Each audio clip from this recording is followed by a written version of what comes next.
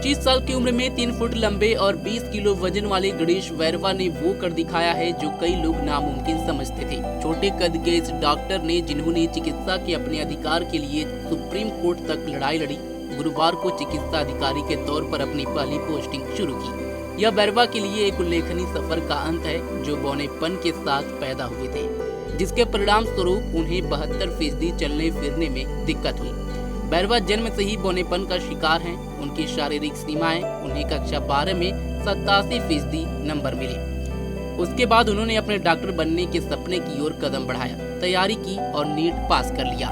गणेश वैरवा को नीट में 233 अंक मिले। वह बहुत खुश थे, लेकिन फिर कुछ ऐसा हुआ कि उन्हें अपने सपने बिखरते हुए नजर आए। 2018 में गुजरात सरकार ने गणेश वैरवा और 2 अन्य विकलांग छात्रों को MBBS पाठ्यक्रम में प्रवेश देने से इनकार कर दिया। वैरवा ने इसका विरोध किया। उनके स्कूल के प्रिंसिपल दलपत कटारिया और ट्रस्टी रेवत सिंह सरवैया ने उनकी मदद की। उन्होंने लड़ाई लड़ी। आखिरकार सुप्रीम कोर्ट ने छात्रों के पक्ष में फैसला सुनाया और अब वह चिकित्सा अधिकारी के तौर पर सेवा में जुट गए हैं। उन्हीं से सुनिए उनके संघर्ष की कहानी।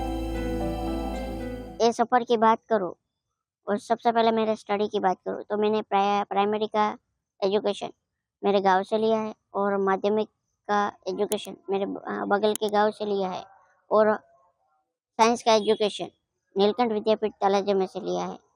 जब मैंने 12th साइंस पास किया और उसके बाद आने वाली नीट UG की एग्ज़ाम 2018 में दी और MBBS में एडमिशन के लिए अप्लाई किया, तो मेडिकल काउंसिल ऑफ इंडिया ने मुझे मेरी डिसेबिलिटी की वजह से रिजेक्ट किया गया। उस टाइम में खूब बहुत ही डिसअपॉइंटमेंट हुआ और मैंने ये रिजेक्शन की बात मेरे प्रिंसिपल नीलकंठ विद्यापीठ तलाजा के प्रिंसिपल डॉक्टर दलपत भाई कातरिया और रेवत सिंह सरवैया से की। तो उन्होंने ये बोला कि हमने तुझे एक डॉक्टर बनने का सपना दिखाया है, तो हम उनको पूरा करने की पूरी कोशिश करेंगे। इसलिए हम गुजरात हाईकोर्ट में केस दाखिल कर रहे हैं। तो उन्होंने गुजरात हाईकोर्ट में केस दाखिल किया। 2 मंथ के बाद गुजरात हाईकोर्ट में हम केस हार गए। फिर उन्होंने सुप्रीम कोर्ट ऑफ इंडिया में केस दाखिल करने का डिसीजन लिया और सुप्रीम कोर्ट में केस दाखिल किया। 4 महीने के टाइम में सुप्रीम कोर्ट का जजमेंट आया 22 अक्टूबर 2018 को कि आपको MBBS में एडमिशन मिल सकता है और उसकी आपकी डिसेबिलिटी की वजह से आपको कोई रोक नहीं सकता। और तब तक मेडिकल की एडमिशन की प्रोसेस कंप्लीट हो गई थी 2018 में। तो सुप्रीम कोर्ट ने जजमेंट दिया कि आपको 2019 में नीट की एग्ज़ाम दिए बगैर MBBS में एडमिशन मिलेगा। इसलिए आपके लिए 2019 में एक सीट रिजर्व रहेगी।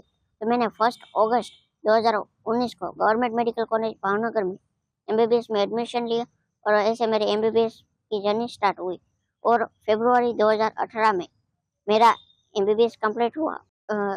1 अगस्त 2019 को मेरा MBBS का एडमिशन हुआ और ऐसे मेरी MBBS की जर्नी स्टार्ट हुई। फरवरी 2024 में मैंने MBBS कंप्लीट किया और मार्च 2025 में मैंने इंटर्नशिप के साथ MBBS कंप्लीट किया और अभी मुझे गुजरात सरकार के नियम अनुसार 1 साल के लिए बॉन्डेड मेडिकल ऑफिसर की ड्यूटी आती है। तो इसकी पोस्ट पे मुझे सर्टी जनरल हॉस्पिटल में मेडिकल ऑफिसर की पोस्ट पे नियुक्त किया गया है।